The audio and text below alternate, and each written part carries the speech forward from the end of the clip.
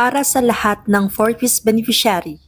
Latest payout of 4-piece cash grant for January 21, 2025. Sino ang mga kasali? Bago tayo mag-start, huwag kalimutang mag-subscribe bilang suporta sa ating channel.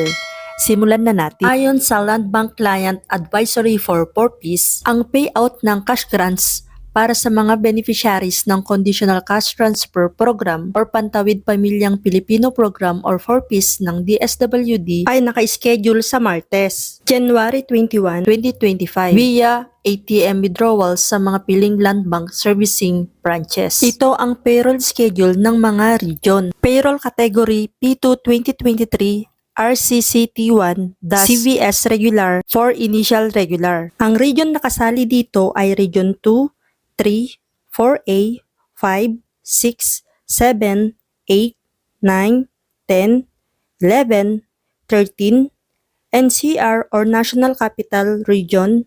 Kasama din po dito ang Mimaropa or Mindoro Occidental, Mindoro Oriental, Marinduque, Romblon at Palawan. Pati na rin po ang Caraga at ang Bangsamoro Autonomous Region in Muslim Mindanao or BARM.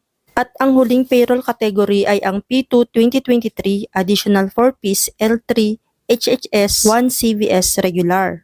Ang region na kasali dito ay ang Region 8, 9, 12, Caraga. Kasama rin dito ang Bangsamoro Autonomous Region in Muslim Mindanao.